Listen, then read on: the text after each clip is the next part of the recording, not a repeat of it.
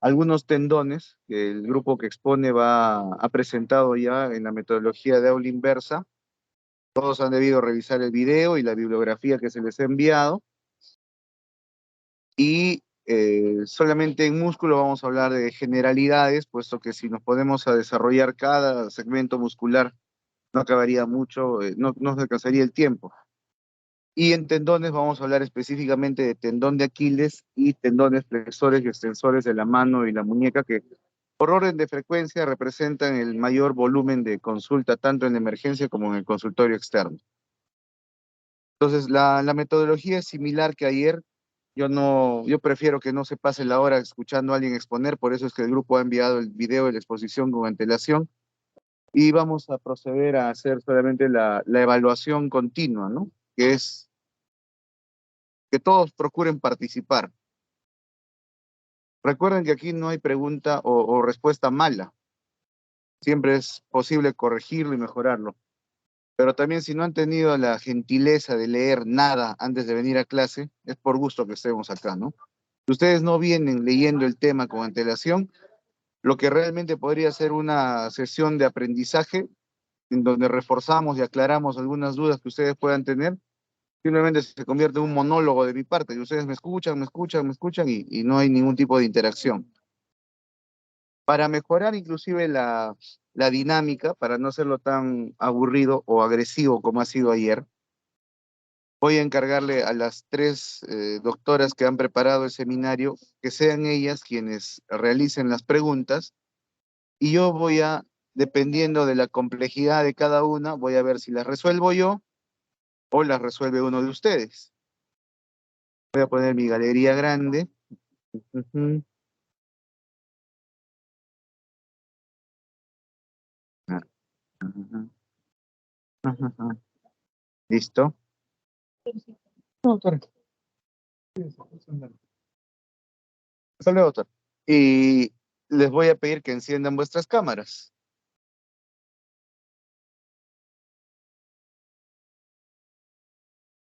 Ingrid,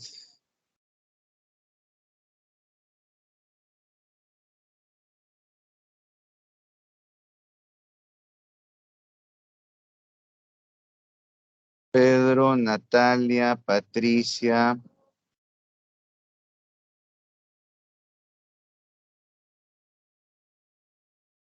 Stephanie, Luis.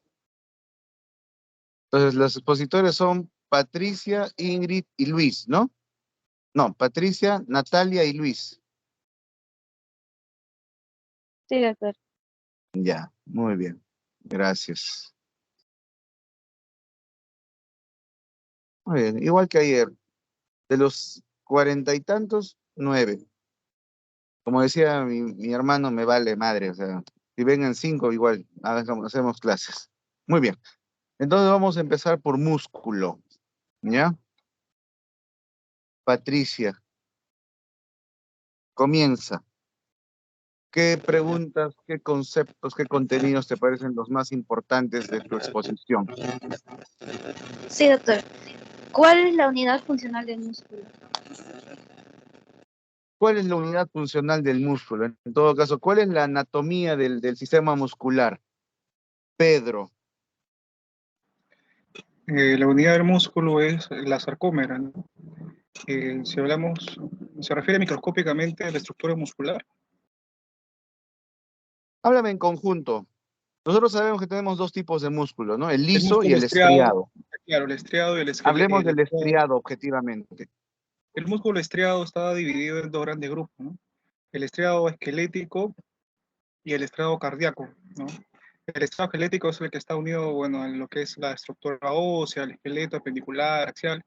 En el caso del músculo, bueno, el caso músculo liso lo encontramos, por ejemplo, en vísceras, a nivel intestinal, a nivel de vasos sanguíneos, a nivel de vejiga, por ejemplo, arterias, capilares, etcétera, ¿no? La unidad atómica funcional del músculo es la sarcómera, que forma parte Muy del bien. músculo estriado, más Ahora, no del liso. nosotros sabemos que...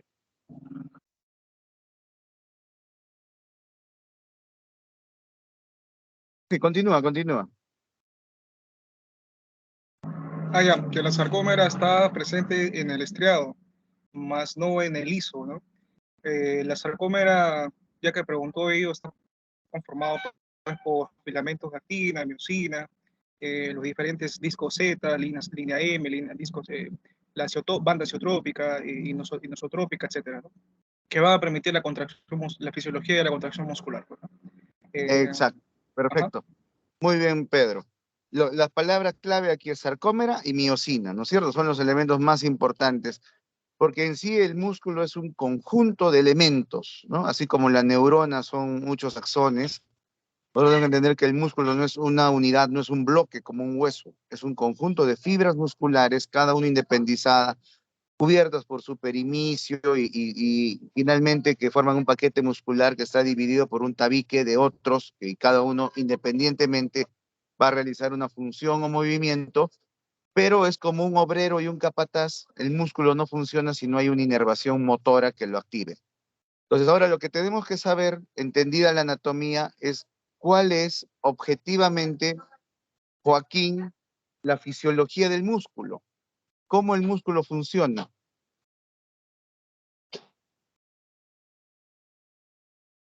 Joaquín Eduardo. Sí, doctor, presente. El músculo tiene fibras musculares, ¿no? De actina, miosina y se van contrayendo, ¿no? Ante el estímulo nervioso. Eh, eh, la unidad funcional es el sarcómero y se va contrayendo de acuerdo a los estímulos, ¿no? Ya, o sea, pero algo más profundo que simplemente contracción y relajación. A ver, ¿quién más tiene la cámara prendida? José Sebastián, ¿cuál es el funcionamiento del músculo? O sea, ¿cómo el músculo realiza, qué movimientos o qué actividad realiza el músculo, ¿no? Contracción, relajación, ¿de qué depende eso? José,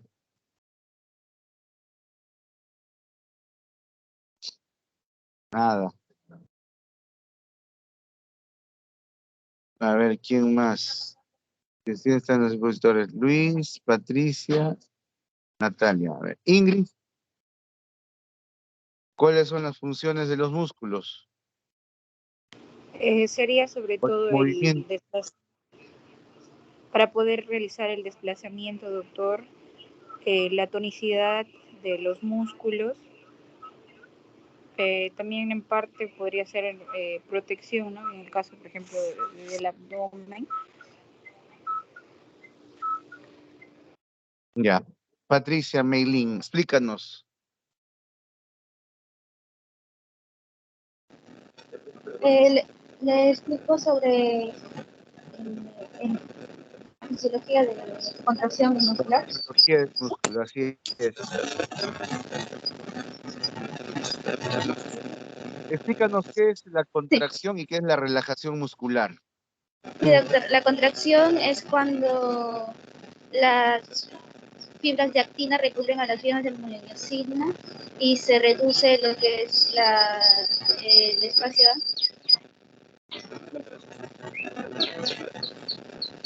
Contracción es Y acortamiento, ¿no es cierto? el cortamiento de la distancia entre los sarcómeros y la relajación es lo contrario. En simple, ¿no? Contraer es reducir la longitud del músculo y relajar permite la elasticidad o la elongación de la longitud del músculo. Hay, lógicamente, movimientos isotónicos, que son con fuerza, hay movimientos isométricos, que son de volumen, que son parte del funcionamiento natural del músculo. Claro, de repente la pregunta se entendió en que ¿para qué sirven los músculos como función? Yo hablaba de fisiología, ¿no? De cómo es que el músculo hace sus movimientos de relajación y contracción. Es diferente contracción a contractura. El músculo liso del útero, por ejemplo, se contrae, se reduce, se acorta y hace presión para expulsar al feto. Igual la musculatura del bíceps, el cuádriceps, en deportistas de alta competencia sobre todo, se contrae para generar fuerza y movimiento. Pero cuando esa contracción es sostenida y dolorosa, se llama contractura. Entonces, a ver, vamos a seguir. Otra pregunta, Patricia Meilín, otra pregunta sobre músculo.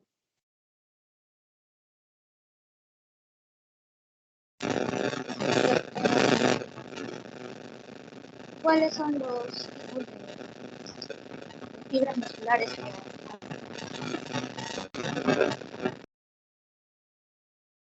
¿No te escuché bien? ¿Cuáles son las fibras musculares? ¿Los tipos de fibra muscular? ¿A eso te refieres? Sí, doctor, ¿se me escucha? Un poquito entrecortado. A ver, Estefan, ¿cuáles son los tipos de fibra muscular que existen?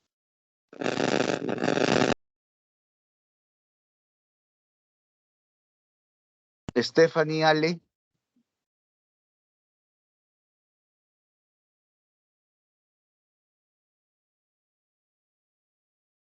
nadie. Natalia, no, Natalia es expositora. Doctor, Junior Bryan, Junior Bryan, está con cámara para debe estar manejando en el gimnasio.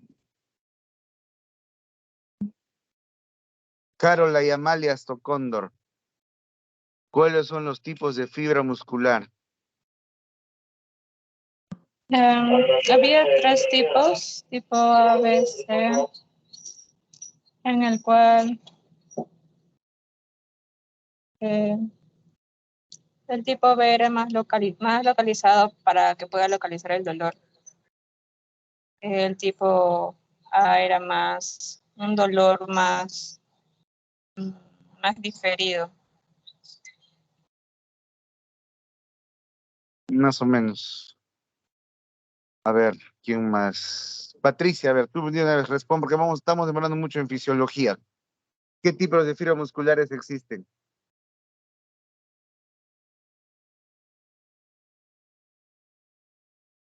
Sí, Patricia, doctor, tenemos a las fibras musculares tipo 1 o de contracción lenta y las fibras musculares tipo 2 de contracción rápida. basado en eso es que hay cierta activación, exigencia cuando uno hace cierto tipo de actividades y por el contrario, activación o exigencia de otro tipo de fibras cuando uno está, por ejemplo, en reposo. Entonces, es la demanda lo que va a exigir a determinado tipo de fibras una función o hiperfunción y es ahí justamente producto de esta diferencia de fibras en que se van a suscitar algunos traumatismos asociados, por ejemplo, al correr, al saltar, al despegue, al pique, más no solamente al impacto, tipo desgarros musculares. Muy bien. Entonces, ¿qué dice ahora Ingrid? ¿Qué tipos de lesiones musculares conoces? Pueden ser, por ejemplo, al origen del músculo, también puede ser en la inserción tendón con el hueso, puede ser la unión músculo-tendinosa, del propio tendón también, y hay uno más que es el propio vientre muscular. Claro. Topográficamente esa sería la descripción de las lesiones, topográficamente. Hablemos patológicamente. ¿Qué tipos de lesiones musculares conoce Cristel? Dame un minutito, ¿ya? Un minutito, por favor.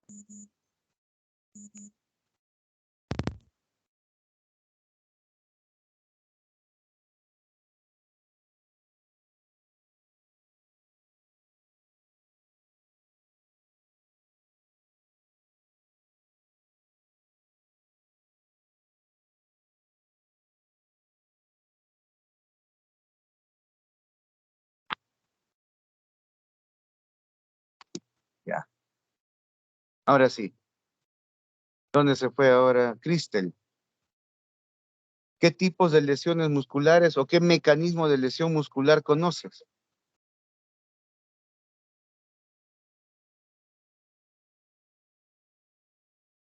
No está Cristel. Estaba conectado en pantalla, pero no en cuerpo ni en mente. Stephanie, que está en el ómnibus. ¿Qué tipo de lesión muscular conoce?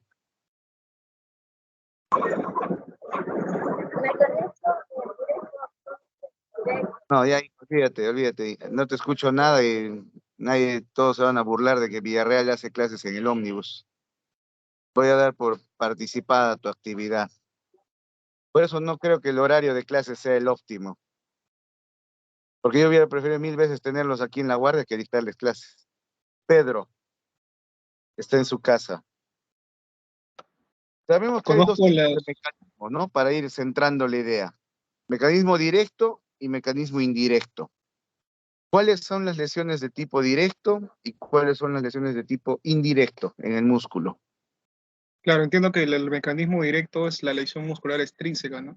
Puede ser un choque o una contusión, ¿no? Por ejemplo, en el deporte una contusión podría ser, eh, también podría ser en el caso de la intrínseca o alguna, no sé, contractura, elongación o una rotura muscular, podría ser una contusión Muy bien. muscular.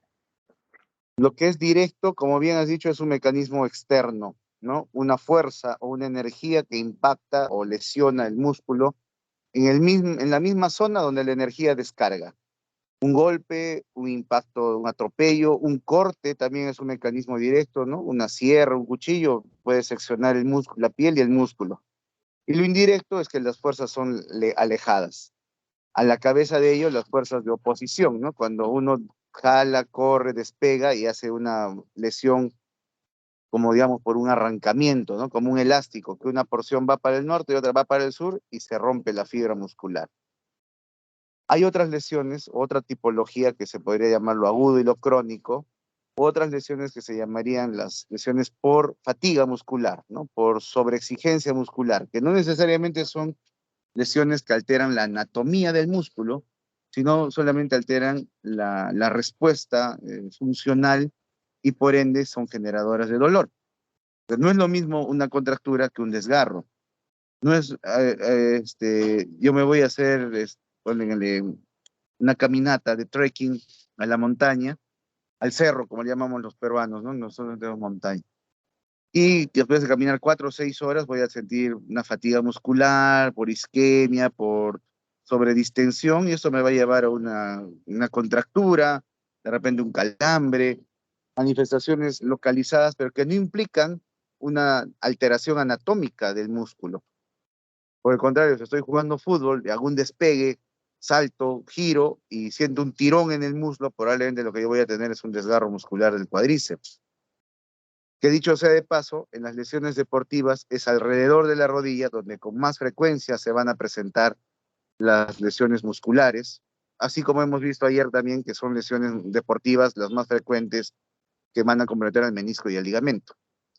Patricia, ¿alguna otra pregunta sobre músculo? Antes de patología, ¿te hablamos de una patología?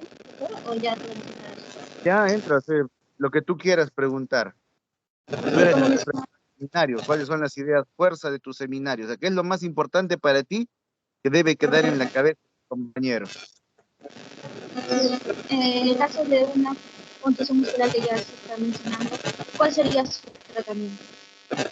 En caso de una contusión muscular, ¿cuál sería el tratamiento? A ver, vamos a preguntarle a Harold. ¿Cuál es el tratamiento de una contusión muscular? El Porque RICE. también puede haber un policontuso muscular, ¿no es cierto? O sea, lo agarraron por un pobre policía en la marcha, lo masacraron, lo agarraron a golpes y a patadas, es un policontuso. ¿Cuál es el tratamiento en este caso de un paciente? Porque todos sabemos que la contusión es un golpe que puede generar un hematoma o un sangrado interno. El RICE. El principio de RICE. ¿Cuál? El principio de RICE. RICE, claro. En castellano, ¿no? RICE en inglés. ¿Qué es el RICE? O RICE.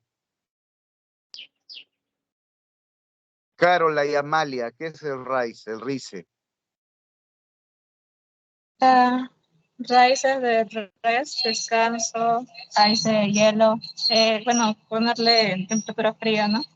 También añadirle compresión y la E de la elevación. Es Muy la bien. primera que necesitan para una R de contusión. reposo, en inglés res, I de ice, hielo, C de compression o vendaje compresivo, y E de elevación, que implica básicamente una forma de ayudar al drenaje del hematoma y la circulación sanguínea. En sí, eso es lo que ustedes como médicos generales tendrían que saber del tratamiento de la lesión muscular aguda. En primer lugar, el músculo no se opera, no se corta, el músculo no se sutura, el músculo no se enyesa. Al músculo simplemente hay que dejarlo o permitirle su reparación espontánea basada en su fisiología, como el hígado. El músculo se vuelve a formar otro tejido similar al natural, o de repente la fibrosis, que es la respuesta desordenada del cuerpo, que implica casi una restitución funcional, pero que no es plena, ¿no? En caso de una contusión, un hematoma, un desgarro inclusive, simplemente hay que esperar la cantidad de días proporcional a la contextura del paciente, a la edad del paciente, al estado sano del paciente. Ustedes han escuchado seguramente la enfermedad de la sarcopenia. ¿Qué es, a ver, Ingrid, la sarcopenia? Es cuando hay muy poco tejido muscular, doctor. La pérdida del volumen y el trofismo muscular, ¿no? No es que desaparece el músculo, sino que es un músculo más flaquito, más débil, menos resistente. Y eso ahorita no nos va a pasar, pero a nuestros papás les puede estar pasando, a nuestros abuelitos, así como la osteopenia es la sarcopenia, que es la pérdida. Es cierta esa propaganda, dice, después de los 40 años pierdes el 20% del volumen muscular. ¿Qué cree que está para hacerle el tópico o lo operamos? La chica, ¿no? Sí. Mejor en el consultorio más así, porque es una agujita bien delgadita.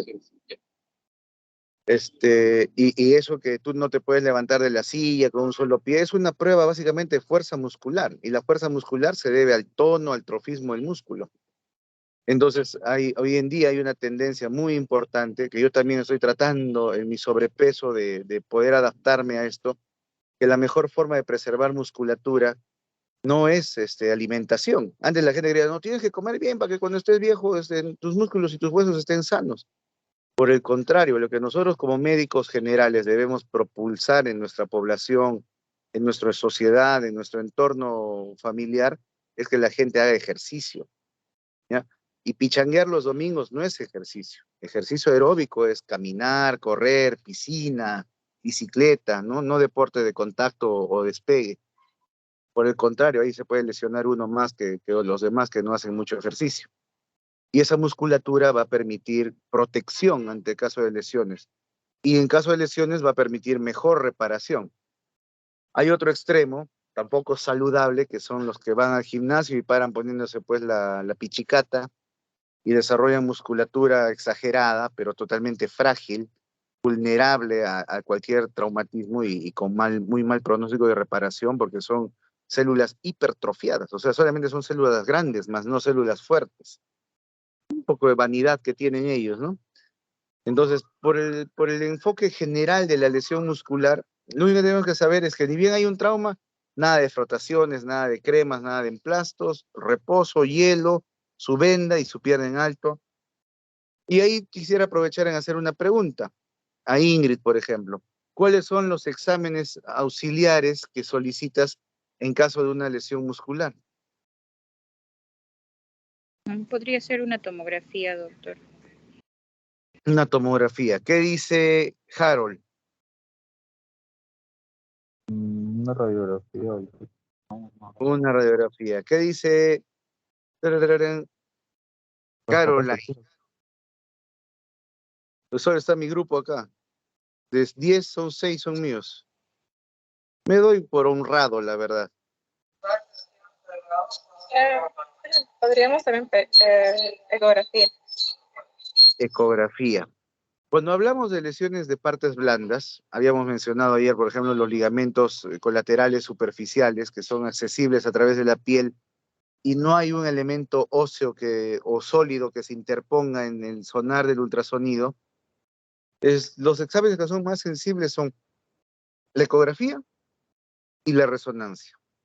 Las tomografías y las radiografías, de repente, por un sentido práctico, vamos a enfocarlas a lo que es lesión ósea, mientras que lo que es ligamento, tendón, músculo, inclusive algunas áreas como la bursa o las cápsulas, se evidencian mejor en ecografías y en resonancias. Lógicamente, la resonancia es más sensible a tempranas horas de la lesión. Están jugando fútbol y Cristiano salta, un gol, un cabezazo, pero al caer sufre un tirón en el muslo derecho. Le duele, cojea, lo sacan del campo y le dicen, Cristiano, bueno, tienes una lesión, hay que hacerte un examen. Cuando estamos en las primeras 24 horas, la recomendación internacional es que proceda a la resonancia, sobre todo en pacientes de alta competencia. Porque muchas veces las ecografías a tempranas horas nos generan mucho falso negativo, porque el falso negativo está relacionado al edema, al verdadero edema, producto de la distensión, que puede darnos una confusión en el término de localización y complejidad de la lesión muscular.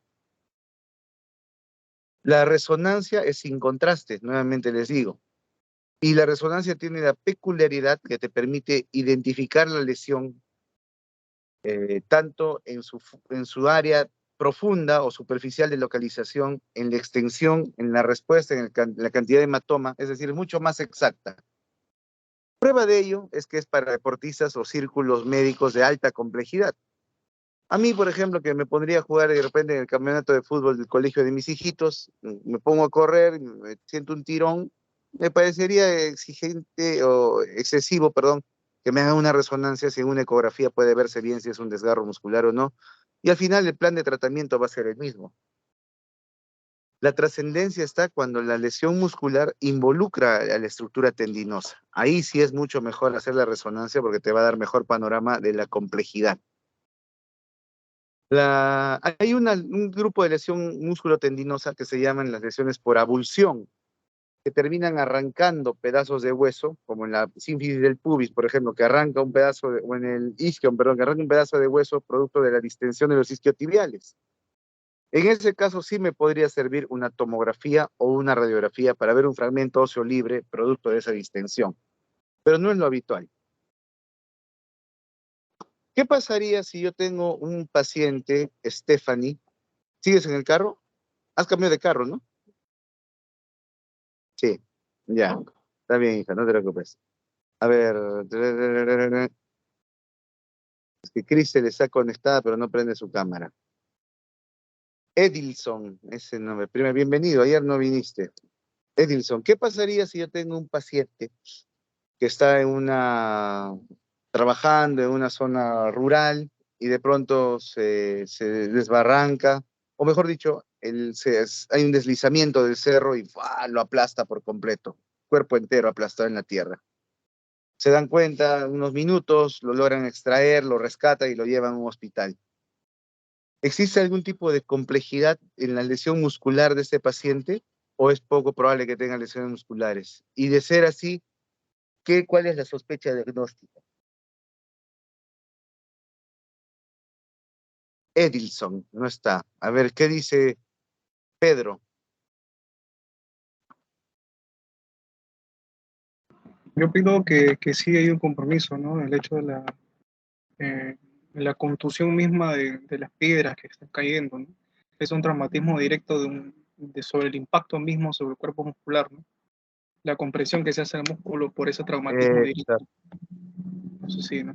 La fuerza, ¿no? El aplastamiento realmente, en el concepto general del internacional, mejor dicho, eso se llama el crash syndrome, síndrome de aplastamiento, en el cual tú a veces traes un paciente en tu ambulancia, de los bomberos, lo aplastó un carro, lo atropelló y no tiene absolutamente ninguna fractura, pero tiene mucho dolor, tiene mucha equimosis, aumento de volumen.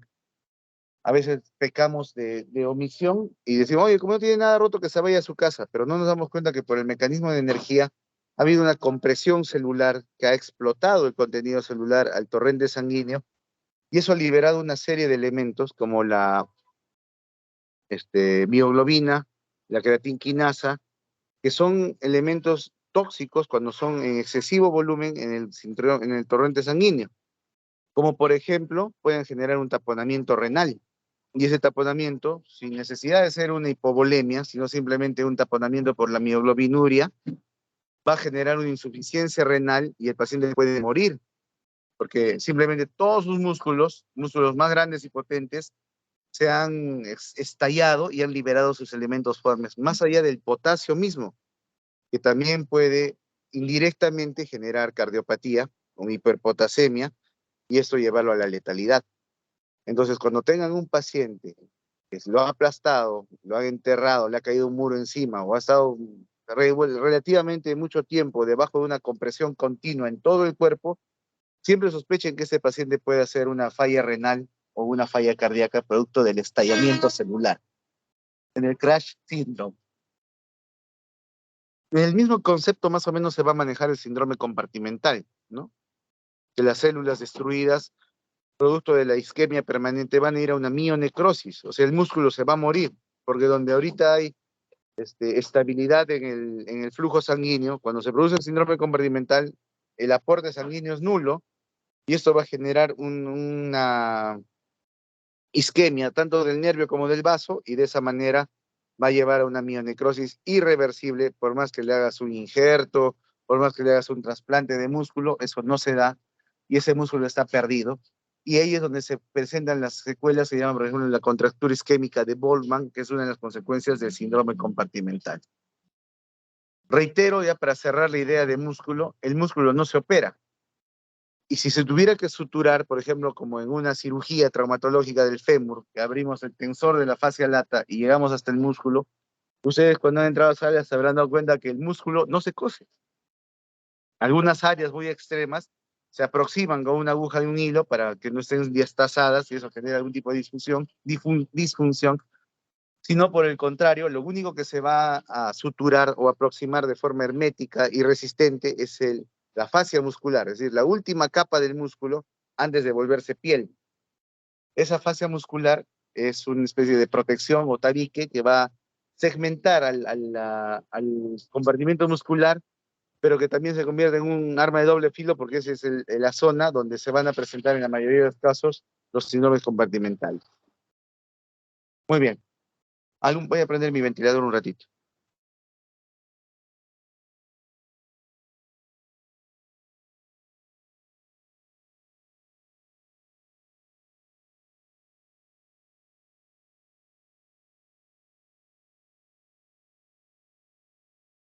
¿Alguna otra pregunta sobre músculo, Pati? ¿Algo más importante?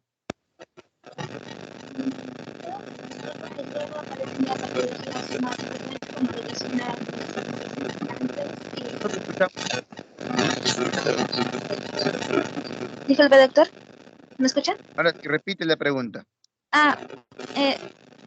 Bueno, ya con las patologías más infrecuentes que creo que por el tiempo los podemos dejar que son, solo recordar que después de un trauma puede generarse lo que es la miositis osificante, pero es muy infrecuente.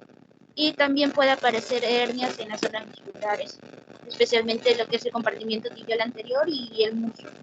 Y eso sería todo, creo, porque ya Muy el tendón bien. es más amplio. De las hernias musculares es bastante frecuente. El otro día me vino un paciente en mi consultorio particular, un niño de 9 años que dice que desde que empezó a jugar fútbol ahora en verano, cada vez que se agachaba se le aparecía un bultito en la pierna, en la cara anterior de la pierna, anteroexterna.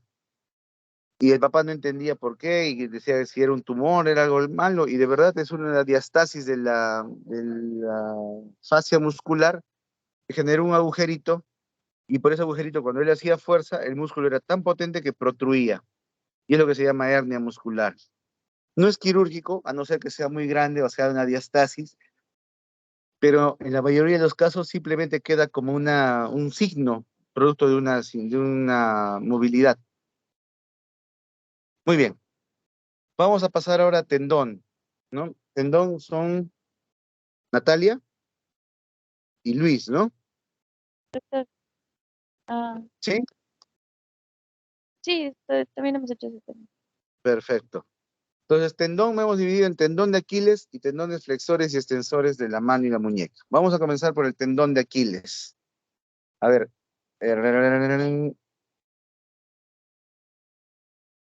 Ya no hay nadie más en la otra mitad de mi pantalla. Muy bien. Pedro, ¿cuál es la anatomía del tendón de Aquiles?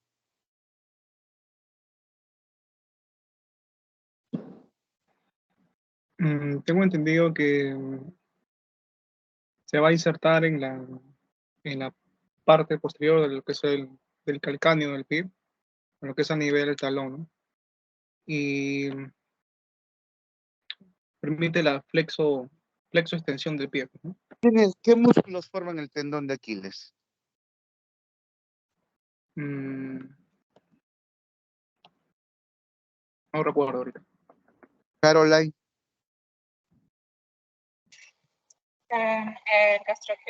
Los gemelos, el sóleo, eh, eh, plantar delgado, creo que lo consideran algunos. Es sí, invariante. algunos libros lo consideran parte de, otros lo consideran como el rescatador más eficiente del tendón de Aquiles por las opciones que te brinda el desinsertarlo y utilizarlo a manera de sutura. Muy bien.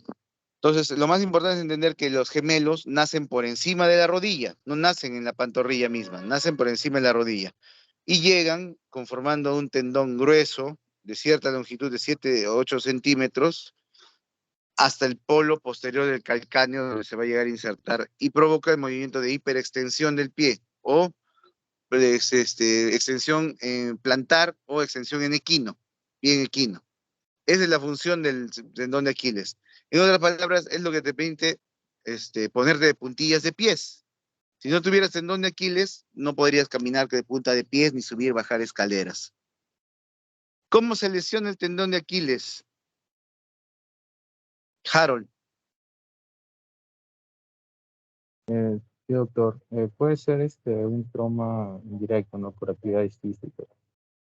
O también leí que había raras ocasiones, por ejemplo, un traumatismo directo o paratinitis, ¿no? O paratendinitis. Pero sí. Ok. Entonces, me está fallando el audio, por eso estoy en mi oreja con el celular. Muy bien. Hay dos procesos patológicos del tendón de Aquiles, lo agudo y lo crónico. En lo agudo es la ruptura o el desgarro del tendón. En lo crónico es la entesitis, la tendinitis o las secuelas de la lesión del tendón de Aquiles. Sin entrar mucho en detalle en tendón, porque voy a mencionarlo de manera general, las tendinitis son procesos agudos, igual en cualquier tendón del hombro, ¿no? Son procesos agudos que tienen menos de 3 semanas de duración, sin afectación de dolor irradiado, solamente localizado en la zona de dolor, y con cierta posibilidad de daño estructural. Ahora, lo que yo quisiera saber es cuál es la posición típica de la rodilla y del tobillo que genere un desgarro completo del tendón de Aquiles. Ingrid, Roxani. Puede ser por flexión plantar del pie con extensión de la rodilla. Exacto. Es como en el momento de en sus marcas listos ya, tú estás flexionando el pie y tu rodilla se estira, y al estirarla genera un arrancamiento del tendón, de donde sea, o donde esté más libre probablemente. Muy bien. ¿Cuáles son los signos y síntomas de una lesión del tendón de Aquiles? Caroline.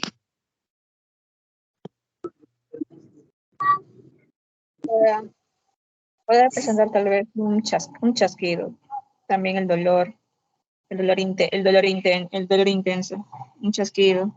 También puede vulnerar la funcionalidad, ¿no? A la hora de caminar. Básicamente. A ver, Pedro.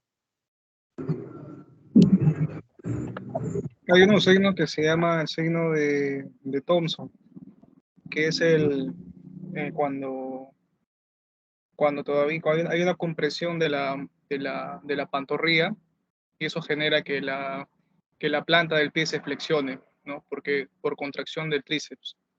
Hay otro signo que es el signo que le llaman creo del hacha o del hachazo y otro que es el signo de Brunet. Y los síntomas, como mencionaba, pues, ¿no? el chasquido, el dolor, variable, ¿no? Y la función, Sí, ¿no? claro, pero mira, está más eficiente ahí, todo está despejado. En mi opinión, sí, señor, vaya allá. Está despejado. Yo, Ya. yo quiero verlo allá, Más señor. ventilado. Yo quiero verlo allá, señor. Ay, ¿qué quieres? ¿Sabes que allá no hay donde lavarse las manos? No, puta, ya, pero eso ya. No, pero ya nos quita espacio para venir hasta No, aparte también, como te digo, lastimosamente ahí no hay donde.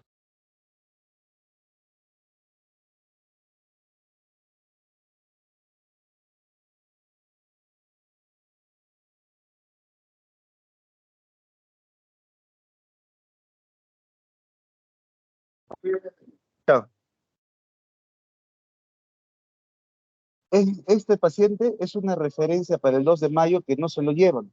Y este es que ha venido y la asistente social lo está viendo. Son los dos únicos. Ha venido a las 8 de la mañana la asistente social, ya lo vio. Perdón, estoy de guardia, entonces tengo que resolver algunas conversaciones. Muy bien, lo más importante es el signo de Thompson, ¿no? Que nos ha relatado Pedro. Eso es el paciente en decúbito ventral. Siempre hay que quitarle la zapatilla, la media, examinarlo bien. Hay pacientes que tienen mucha musculatura y un tendón muy delgadito. Acuérdense siempre que una ventaja que tiene el traumatólogo, que no todas las especialidades tienen, bueno, hay algunas también, es que podemos comparar una extremidad con la otra. Y lo que menos vamos a evaluar es el dolor, porque puede haber un desgarro parcial muy doloroso y puede haber un desgarro completo asintomático. El dolor nunca va a ser un criterio objetivo de valoración. Como bien dijo Pedro, la maniobra de Thompson es una maniobra casi específica de la lesión del tendón de Aquiles, pero que de todas maneras no es la única, pero sí es quizás patognomónica. Hay que tener cuidado, por ejemplo, si el paciente tiene una lesión múltiple, de una fractura y una lesión del tendón de Aquiles, probablemente nos dé un falso negativo de la lesión. O tiene una artrosis y el paciente tiene rigidez del tobillo y nos puede dar una lesión falso negativa, sobre todo en personas mayores, ¿no? En personas jóvenes, delgadas, deportistas, es mucho más evidente el Thompson. Una cosa simple, por ejemplo, el paciente dice, doctor, yo puedo caminar, pero no puedo ponerme de punta de pies, que es la función del tendón de Aquiles, ¿no? Entonces, sí, a ver, ponte de pie, examinándolo, haciéndole la anamnesis, y el paciente dice, no puedo, me falta fuerza. Esa probablemente es la lesión típica, o la presentación típica, más allá del dolor y la equimosis. ¿Existe algún tipo de examen auxiliar específico para lesión del tendón de Aquiles, Caroline? Más se basa por la clínica, por los signos, las maniobras que realizaban, ¿no? Porque, por ejemplo, las radiografías no ayudaban mucho, que digamos. Mm, ¿Qué dice son Ingrid? Se podría utilizar quizás la ecografía, doctor, si es que en caso hay dudas, para poder ver si hay una rotura parcial o general del tendón. Y también se observaba lo del un triángulo, el triángulo de Geiger también, mediante la ecografía. Muy bien. Basta una buena ecografía hecha por manos entrenadas. Cuidado que aquel médico general que porque no tiene chamba se mete a hacer ecografía porque hizo su diplomado en ICA. Hay que tener mucho cuidado con quién hace la ecografía, porque una buena ecografía es suficiente para descartar desde una patología crónica del tendón de Aquiles, tendinitis, tendinosis, síndrome del vacío, entesitis, hasta un desgarro del tendón, que es muchas veces una zona bastante aparatosa y muy fácil de compatibilizar con la clínica. Perfecto. Llega un paciente a mi emergencia y lo atiendo y me doy cuenta que tiene una lesión del tendón de Aquiles. Le pido su ecografía y me lo confirman. ¿Le puedo pedir laboratorio? No específicamente, ¿no? Podría, como es una lesión bastante inocua, no necesita ningún tipo de examen especial. Simplemente confirmar la respuesta inflamatoria o la infecciosa en caso de que el paciente tenga algún compromiso asociado, sobre todo de partes blandas. Hay pacientes que vienen después de 4 o 5 días y dicen, sí, me ha roto el tendón de Aquiles, ya han puesto emplastos, frotaciones, cremas y viene hinchado como una papa. Ese paciente sí va a tener problemas para el tratamiento. Muy bien, y última pregunta sobre el tendón de Aquiles. ¿Cuáles serían las opciones o las contraindicaciones para operar un tendón de Aquiles? ¿O todos los tendones de Aquiles se operan? ¿Quién está? Natalie, Patricia, Harold, Ingrid, Luis, Pedro, Chris. Bueno, Crystal estaba ahí, pero nunca ha participado. Edilson tampoco. Stephanie está en el ómnibus. Y los demás son mi grupo. Me da igual, yo voy a tirar 0 a los que no han venido en el seminario. Ya. A ver, Cristel, ¿está ahí Cristel? No está Cristel. A ver, Harold. ¿De edad, doctor? Ya, o sea, si yo tengo 90 años y me rompo el tendón de Aquiles siendo maratonista de los Lima 21K, no me operarías. Porque soy maratonista, soy un deportista mayor, pero soy senior, máster y hago deporte de maratón. No es. ¿Qué dice Ingrid? ¿Cuál sería la contraindicación de operar el tendón de Aquiles? Si hay compromiso vascular, doctor. No. A ver, ¿qué dice Pedro?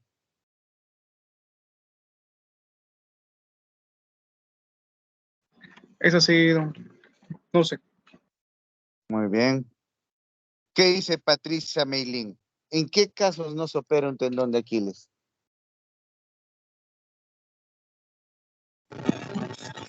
Bueno, doctor, en caso de edad avanzada, pero que no tengan No te escucho. Préstate el micrófono de alguien, no te escucho.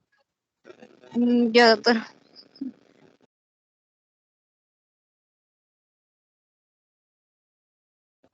¿Se me escucha, doctor? Sí, ahora sí. Ya. Eh, no se opera cuando son de edad avanzada, pero no tienen un rendimiento físico alto. Se opera específicamente a los deportistas de rendimiento alto, A ver, te voy a hacer una pero pregunta. tiene que tener en cuenta de que Aproximadamente la población adulta del Perú supera los 18 millones más o menos. Póngale de esos 18 millones que 9 millones hacen deporte de algún tipo y de esos la mitad, 4.5 millones, hace deporte de exigencia, fuerza, físico. La tasa de incidencia de desgarro del tendón de Aquiles en Latinoamérica es del 13 al 15%, o sea, 13 o 15 de cada 100 se rompen el tendón de Aquiles. Considerando esa tasa de patología y el margen de edad que podría englobar, ¿cuál sería la contraindicación para operar un tendón de Aquiles? Uno es la piel. Si la piel es una estructura bastante comprometida, desvitalizada, hipercrómica, con insuficiencia venosa, insuficiencia arterial, inclusive es un pie diabético descompensado, lo mejor es no operar el tendón de Aquiles, porque las complicaciones asociadas a la localización de la herida son aparatosas y pueden llevar a la amputación de la extremidad. De ahí, todas las demás son operables. De ahí no hay mayor contraindicación, excepto la modificación del tipo de sutura o tipo de técnica que vas a utilizar para la reparación. A ver, ¿quién hace tendón de Aquiles? Natalia, ¿no? ¿Sí? sí.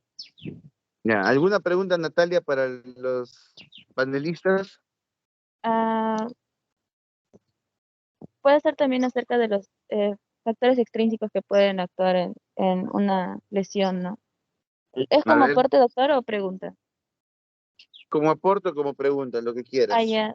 Algo que también no se mencionó fue de que, por ejemplo, cuando en los jóvenes, eh, el, generalmente la ruptura es en proximal y en las personas mayores se da una ruptura distal, ¿no? Y también puede haber dentro de los factores, podemos tener tanto intrínsecos como extrínsecos, ¿no? En el caso, en los intrínsecos sí ya se mencionaron, ¿no? Que era la edad, ¿no? Tal vez la anatomía y la vascularidad, ¿no? Pero dentro de los extrínsecos también pueden intervenir el tipo de calzado o incluso la superficie donde se juega, ¿no? Que ya sea en arena, puede ser en pasto, ¿no? En losa, va a ser diferente, porque el cuerpo se tiene que adaptar, ¿no? También tenemos que tener en cuenta que cuando llega un paciente tenemos que ver si es que hay algún cambio degenerativo, ¿no? Como usted lo mencionó, como la tendinitis, ¿no? Y tal vez, o simplemente sea una ruptura aguda, ¿no? Porque si es así, entonces tiene que ser una evaluación. También algo que se mencionó acerca de la radiografía y que había visto, es de que en la radiografía simple nosotros podemos observar un aumento de volumen de la grasa preaquiliana y vamos a ver que va a haber un pie horizontal, ¿no? Por la misma pérdida del equino fisiológico, ¿no? Y bueno, Muy bien. eso sería respecto a mi aporte. Si hablamos del tratamiento quirúrgico del tendón de Aquiles en un paciente joven y sano, que se rompió el tendón jugando fútbol el sábado y viene hoy día para un control, para ya operarse, el proceso quirúrgico es aperturar la piel, aperturar el peritendón con mucho cuidado, porque después son las dos estructuras únicas que se deben afrontar. Una, proteger la piel y dos, promover la cicatrización. Solo que el peritendón envuelve un tendón de Aquiles que puede estar roto como si fueran dos flecos de ropa totalmente y tiene cierto distanciamiento producto de la distensión y la función del pie. Entonces, basado en eso, Ingrid, ¿cuáles serían las técnicas quirúrgicas a utilizar para la reparación de un tendón de Aquiles? Puede ser las suturas o también pueden ser las plastías, doctor. En el caso de las suturas, en el libro menciona que hay la de May Grief, pero que estas eh, pueden correr un riesgo de lesionar el nervio crural. En el caso de las plastías tendinosas estaba la plastía de Lynn, que era sobre todo como una plastía con refuerzo plantar delgado. También mencionan la sutura de Taylor, en la que se utiliza el propio tendón, y también está la sutura de Pérez Teufer. Ese no recuerdo exactamente en qué consiste, doctor. Muy bien. En sí lo que tenemos que enfocar nosotros es que el proceso de reparación de un tendón se llama tenorrafia, coser un tendón. Las técnicas que nos has escrito son técnicas valiosas para, sobre todo, trabajar los efectos de estructura. Cuando los flecos o la zona del foco de ruptura es demasiado desvitalizado, se puede afrontar, pero termina generando lo mismo, ¿no? Un pie equino, porque no va a funcionar plenamente. Pero más allá de eso, lo que tenemos que conocer es que la técnica quirúrgica se llama tenorrafia término terminal. Perdón un ratito.